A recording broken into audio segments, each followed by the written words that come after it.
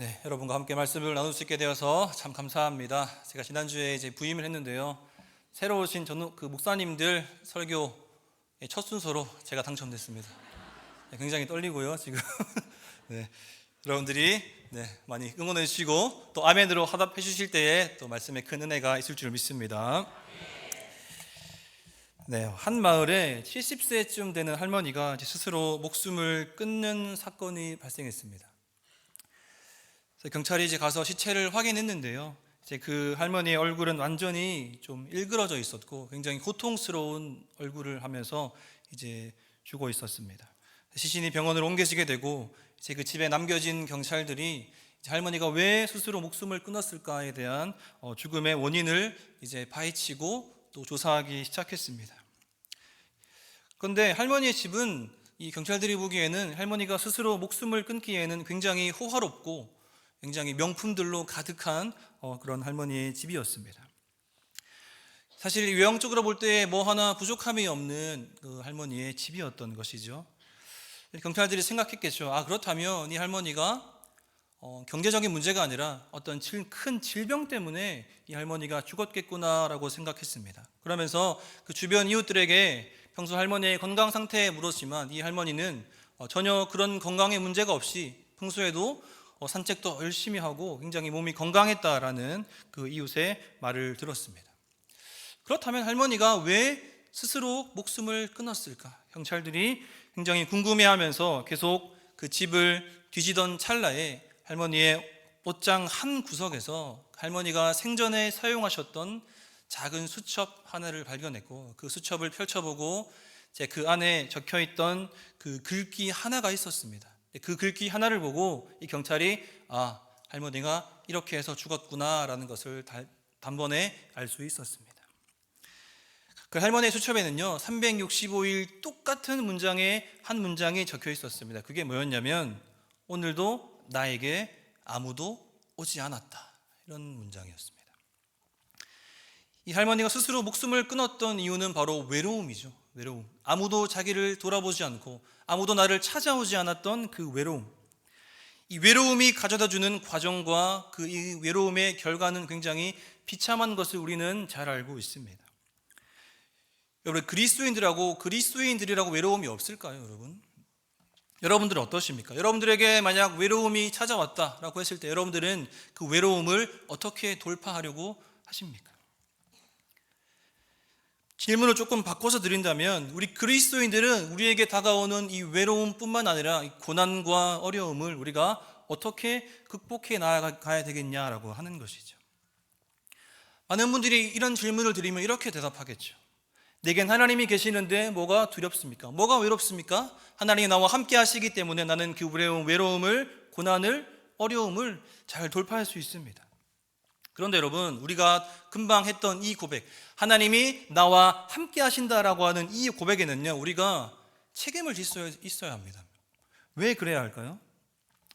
하나님이 우리와 나와 분명 함께 하신다라고 했던 그 고백, 우리가 늘 그 고백을 예배 때마다 드리고 기도할 때마다 드리고 우리가 서로 교제할 때마다 서로 나누지만 하나님이 나와 함께 하신다라는 것을 늘 우리는 고백하며 살아가지만 왜 우리는 또 불평하고 원망하고 하나님께 그 원망과 불평의 목소리를 높이고 또 하나님께 때로는 내게 어려움을 가져다주는 많은 사람들에 대해서 손가락질하고 비난하고 있냐라고 하는 것이죠.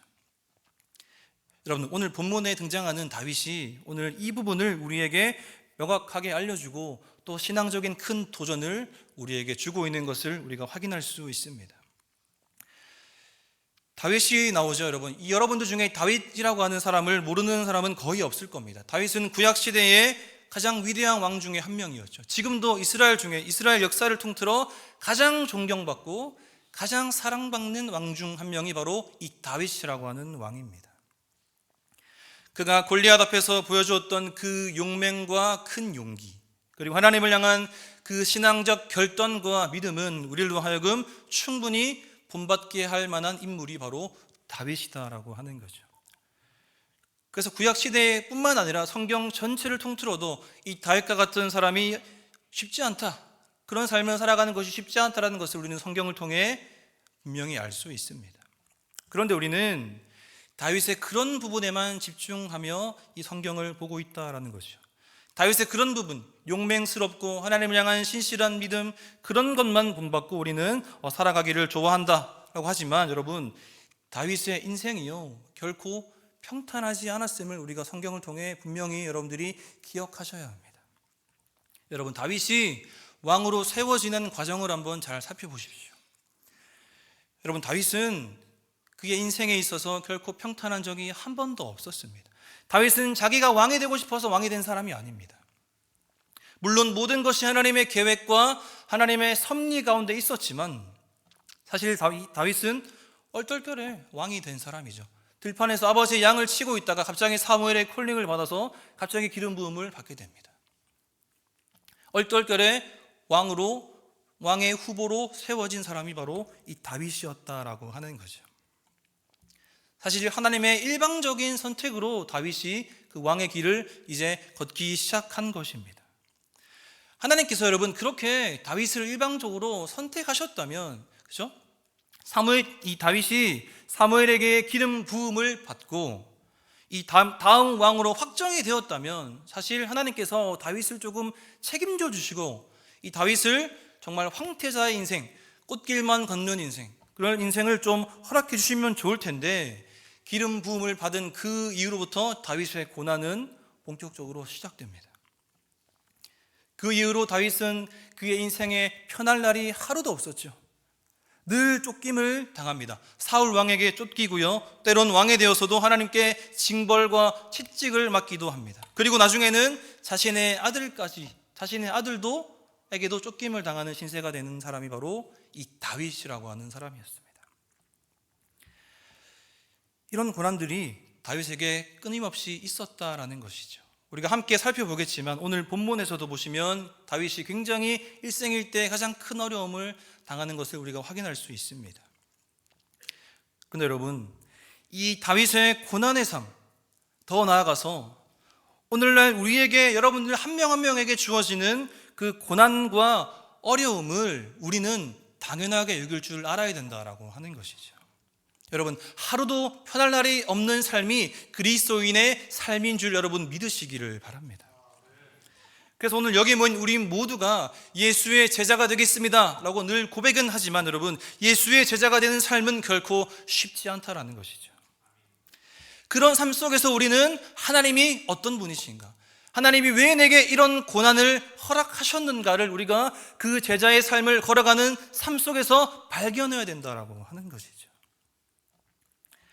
그래서 우리의 삶 속에서 하나님이 내게 어떤 분이신가, 어떤 일을 행하시는가에 대한 그런 기준과 그런 가치관이 명확하게 서 있지 않으면 우리는 우리에게 다가오는 고난을, 어려움을 헤쳐나갈 수 없다라고 하는 것이죠.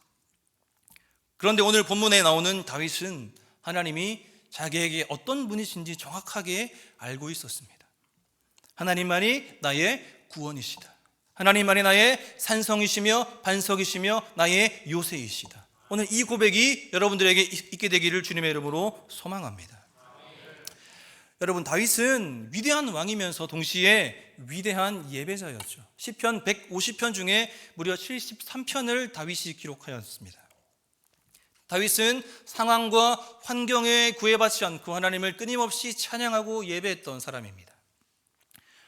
그런데 여러분, 이 다윗의 시편뿐만 아니라 시편의 여러 저자들의 그 고백을 보면 하나님, 제 문제를, 나의 어려움을 이렇게 해결해 주시고 꼭 이때에 해결해 주십시오. 아니면 그러면 제가 하나님을 잘 믿겠습니다. 이 문제 해결해 주시면 내가 하나님을 잘 믿겠습니다. 때로는 제 소원을 제가 원하는 때에 원하는 방법으로 이루어 주십시오. 그렇게 기도한 시편의 기자는 아무도 없습니다, 여러분. 이 다윗을 포함해 시편의 많은 기자들이 한 목소리로 고백한 고백이 있죠. 하나님은 나에게 이런 분이십니다. 하나님만을 찬양합니다. 하나님만을 예배하고 하나님만 감사하며 하나님의 은혜를 노래하며 송축합니다 라고 하는 고백이 시편 대부분의 고백인 줄 우리가 잘 알아야 하는 것입니다. 오늘 다윗에게도 마찬가지죠. 다윗에게 하나님은 구원이셨고 피할 바위셨고 방패셨고 요새였습니다. 선하시고 인자하신 분이었죠. 다윗에게 하나님은 소원을 이루어 주신 분이 아닙니다. 내가 원하는 것을 주시는 분이 아니라 다윗에게 하나님은 감사의 대상이었죠. 예배의 대상이었습니다. 오늘 여러분들에게 하나님은 어떤 분이십니까? 나에게 하나님은 어려울 때만 찾아뵙는 분? 아니면 내가 문제가 있을 때에만 나아가는 분? 내가 특별한 절기 때에만 나아가는 분이 아니십니까, 여러분? 내가 믿는다고 고백하는 이 하나님, 그런데 그 하나님이 내게 어떤 분이신지에 대한 그 기준과 그 가치관을 우리가 오늘 올바로 세우지 않으면 우리는 계속 헛된 것만을 쫓아가는 신앙생활을 할 수밖에 없다라고 하는 것이죠. 여러분, 시편 다음에 나온 책이 뭐죠? 잠언, 전도서 나오죠. 지혜의 왕 솔로몬이 기록한 책입니다. 여기 앉아있는 많은 부모님들이 우리 자녀들의 책상 앞에 또는 벽 앞에 잠언, 전도서의 말씀, 지혜의 말씀을 붙여놓고 묵상하면서 내 자녀에게 솔로몬의 지혜를 주십시오라고 늘 기도하죠. 그런데 여러분, 나에게 있어서, 우리 자녀들에게 있어서 하나님이 올바로 자리 잡고 있지 않은 상태, 하나님이 내게 어떤 분이신가에 대한 그런 가치관과 기준이 세워져 있지 않은 상태에서 잠언을 읽고 전도서를 읽으면 아무 소용이 없습니다, 여러분.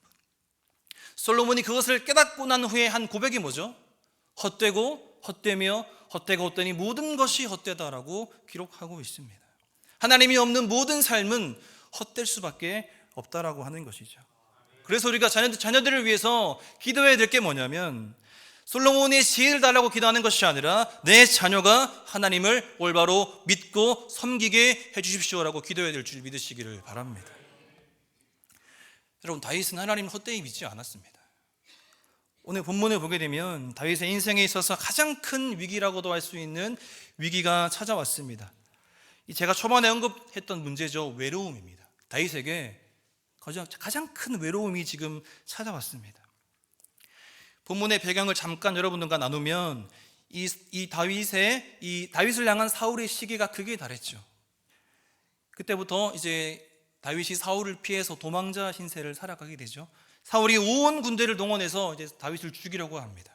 다윗이 이제 내가 이스라엘 안에는 도저히 숨을 곳이 없구나라고 판단했습니다. 그래서 다윗이 내린 결론이 있습니다. 내가 적국인 블레셋으로 도망가야겠다. 그래서 자신을 신실하게 믿고 따르던 600명의 그 군대 용사들을 거느리고 이스라엘의 적국인 블레셋 가드라고 하는 지역으로 이제 망명을 하게 되죠. 여러분, 블레셋은 이스라엘의 영원한 적국이죠. 게다가 이 블레셋의 가드라고 하는 지역은 다윗 자신이 물맷돌로 쓰러뜨렸던 골리앗의 고향입니다. 여러분, 다윗이 얼마나 비참한 도망자 신세를 살았는지를 여실히 보여주고 있는 대목이죠. 그렇게 다윗이 블레셋으로 망명을 하게 되고 블레셋 왕 아기스에게 자신을 받아달라고 간청을 하죠. 그래서 블레셋 이 가드 왕 아기스가 이 시글락이라고 하는 지역을 떼어서 다윗에게 줍니다. 그렇게 다윗이 또 적국 블레셋 땅에서 1년 4개월 동안 열심히 그 땅을 경작하고 블레셋 땅에 잘 정착합니다. 1년 4개월 동안 적국 아기스 왕을 신실하게 섬깁니다. 600명과 함께 여러 지방을 쳐서 아기스에게 가축과 재물을 바치기도 합니다. 자신들의 영웅 골리앗을 죽인 다윗이었지만 그런 다윗의 어떻게 보면 그 왕을 향한 신실함 때문에 이 아기스 왕의 호감을 얻죠. 아기스 왕이 후에 다윗에게 이렇게 고백합니다. 사무엘상 27장 12절인데요. 아기스가 다윗을 믿고 말하기를 다윗이 자기 백성 이스라엘에게 심히 미움을 받게 되었으니 그는 영원히 내 부하가 되리라고 생각하니라. 이렇게까지 고백합니다. 그러다가 이스라엘과 블레셋이 다시 전쟁을 하게 됩니다. 이제 영원히 이제 굳건한 나의 편이라고 생각한 이 다윗도 아기스가 전쟁에 출전을 시킵니다. 블레셋 편에서. 그래서 다윗도 어쩔 수 없겠죠. 블레셋 편에서 자신의 고향 사람들인 이스라엘과 지금 전쟁을 벌여야 되는 상황이 생기게 된 겁니다. 그런데 몇몇 블레셋 사람들이 다윗의 전쟁 출정을 반대하죠. 그들의 반대 소리가 이거였습니다. 그는 이스라엘 사람이다. 갑자기 우리를 배신하면 어떡하냐? 그를 전쟁에 데려가서는 안 된다라고 이야기를 하죠. 결국 아기스 왕이 다윗을 시글락으로 돌려보냅니다. 그렇게 다윗이 안심했겠죠. 내가 우리 고향 사람들을 죽이지 않아도 된다라고 하는 그런 안심을 가지고 시글락으로 돌아왔습니다. 그 시글락으로 돌아온 후에 진행되는 이야기가 오늘 본문의 내용입니다. 그렇게 시글락으로 돌아와 보니까 어떤 일이 있었죠? 이스라엘의 또 다른 적인 아말렉이라고 하는 족속들이 다윗이 잠깐 그 시글락을 비운 사이에 쳐들어왔습니다. 모든 성읍을 부태웠고요, 다윗의 두 아내를 포함한 모든 자녀들 600명의 아내들과 그 자녀들까지 다 포로로 잡아가는 상황이 벌어지게 된 겁니다. 그때에 다윗과 그 600명의 용사들의 심정이 어땠을까요, 여러분? 그게 30장 4절에 기록되어 있습니다. 다윗과 그와 함께한 백성이 울 기력이 없도록 소리를 높여 울었더라. 지금 이 상황은요, 다윗이 그동안 만났던, 어떻게 보면 쫓기고 실패하고 낙심되는 그 어떤 고난과 그 어떤 고통보다 가장 위험하고 가장 극심한 위기였습니다. 왜 그랬을까요? 왜 지금 이 상황이 골리앗과 싸울 때보다, 사울에게 쫓길 때보다 더 위험하냐면, 어떠한 상황 속에서도 자신을 굳게 믿고 따랐던 600명의 용사들이 다윗의 등을 졌던 것입니다. 그들과 함께 수많은 위기를 헤쳐나갔습니다. 그런데 이제 그 사람들이 순식간에 다윗, 당신 때문에 이런 일이 생겨났다, 당신 때문에 나의 아내와 나의 자녀들이 다 잡혀갔다라고 하면서 돌을 들어 다윗을 죽이려고 합니다. 다윗이 여러분 순식간에 혼자가 되었습니다. 여러분들이 만약 지금 이 다윗의 상황이라면 어떻게 하겠습니까? 이 상황을 어떻게 돌파하시겠습니까? 물론 기도할 수 있겠죠. 하나님 도와주십시오. 여러분 이 기도하는 정도로 이게 해결될까요, 여러분? 그런데 다윗이 어떻게 하는지 한번 볼까요, 여러분? 6절을 같이 한번 읽어보겠습니다. 6절입니다. 시작. 백성들이 자녀들 때문에 돌로 치자 하니 다윗이 크게 다급하였으나 그의 하나님 여호와를 힘입고 용기를 얻었더라. 여러분 다윗도 다급했다라는 점을 반드시 기억하시길 바랍니다. 여기 다급하다에 사용된 원어가 뭐냐면 이 야차르라고 하는 단어인데, 이게 괴로워하다, 곤란하다라는 뜻을 가지고 있습니다. 무슨 말이냐면 우리는요, 고난과 어려움 앞에 괴로워할 수 있습니다. 그리스도인이라고 고난을 무조건 받아들이고 행복해, 우리가 이겨나갈 수 있어 라고 하지 않아도 된다는 것이죠. 우리는 고난과 어려움 앞에 충분히 괴로워할 수 있고 힘들어할 수 있다라고 하는 겁니다. 때론 넘어질 수 있죠. 혹 하나님을 원망할 수도 있을까요, 여러분? 정말 중요한 것은 그 다음이죠, 여러분. 다윗은요, 그 다급함, 그 괴로움과 그 어려움을 오래 가져가지 않습니다. 그리고 그 고난과 그 다급함과 그 어려움을 누구에게 가져가죠? 하나님께 가져갑니다. 다윗은 그의 하나님 여호와를 힘입고 용기를 얻었더라. 여러분 이게 그리스도인다운 삶의 모습입니다. 여러분 하나님께서 사용하시는 사람은요, 내 인생에 하나님, 내 인생에 위기가 전혀 없게 해주십시오 라고 기도하는 사람이 아니라 위기를 만났을 때에 하나님께 기도하는 사람인 줄 믿으시기를 바랍니다. 다윗에게 하나님은 저 멀리 계신 하나님이 아닙니다. 다윗에게 하나님은 나의 하나님이었습니다. 그의 하나님입니다, 여러분. 하나님 여호와가 아니고요, 그의 하나님, 나의 하나님 여호와를 힘입고 용기를 얻었다라고 기록하고 있습니다. 왜냐하면 다윗은요, 지금까지 오면서 하나님께서 그동안 나를 어떻게 인도하셨고 지금도 어떻게 인도하고 계시고 앞으로 나의 삶을 어떻게 인도하실지를 알고 있었기 때문입니다. 하나님 나의 힘, 요새, 방패, 구원의 뿔, 나의 하나님 여호와를 힘입고 용기를 얻었던 것입니다. 여러분 그렇게 위기 속에 여호와를 힘입어 용기를 얻은 자의 모습이 어떤 모습일까요? 그 모습은요 7절과 8절에 기록되어 있습니다. 우리 7절 8절을 제가 읽어보겠습니다. 30장 7절 8절. 다윗이 아히멜렉의 아들 제사장 아비아달에게 이르되 원하건대 에봇을 내게로 가져오라. 아비아달이 에봇을 다윗에게로 가져가매 다윗이 여호와께 묻자와 이르되 내가 이 군대를 추격하면 따라잡겠나이까 하니 여호와께서 그에게 대답하시되 그를 쫓아가라. 내가 반드시 따라잡고 도로 찾으리라. 여러분 다윗이 여호와를 입고 용기를 얻었습니다. 용기를 얻었으면 어떻게 해야 되죠? 이제 아내들과 자녀들을 찾아와야죠. 아말렉으로부터 되찾아오기 위해서 당장 갑옷을 입고 아말렉을 쫓아가야 되지 않겠습니까, 여러분? 그런데 다윗이 여호와의 힘을 힘입고 용기를 얻어서 가장 먼저 한 일은 갑옷을 찾은 게 아니라 에봇을 찾았습니다. 에봇은요, 제사장들이 예배를 드릴 때 입는 옷입니다. 에봇을 가져와라. 내가 하나님께 예배해야겠다. 내가 하나님께 물어봐야겠다 하고 다윗이 결정합니다.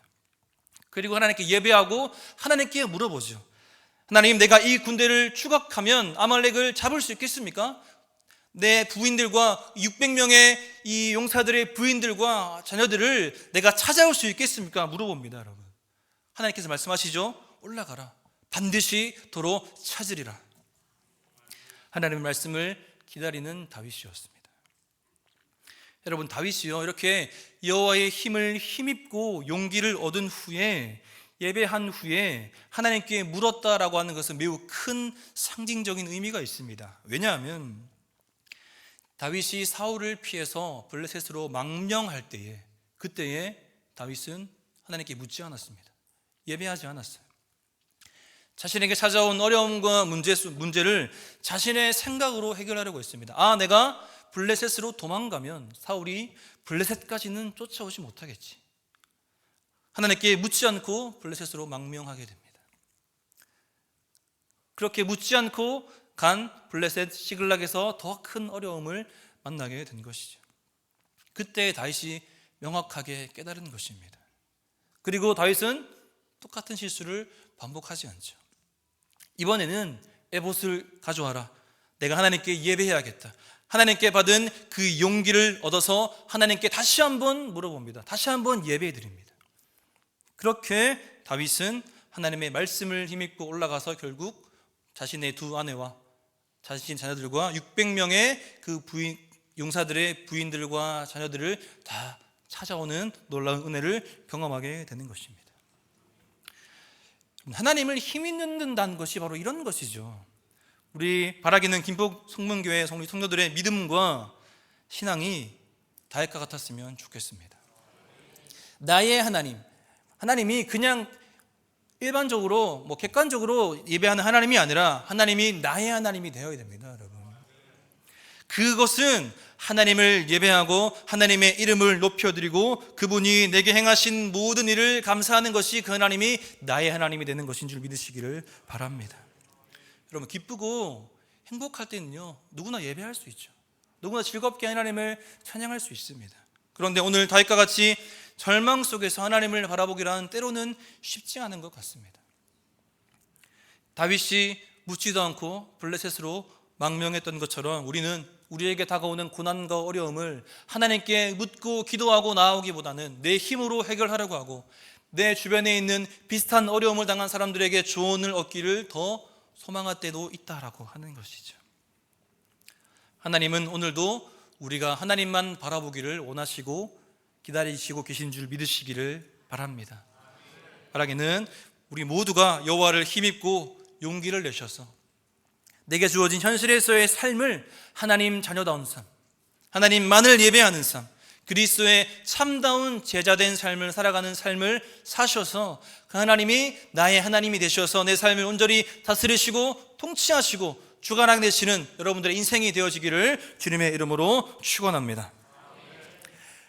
주신 말씀을 생각하면서 함께 좀 찬양했으면 좋겠습니다.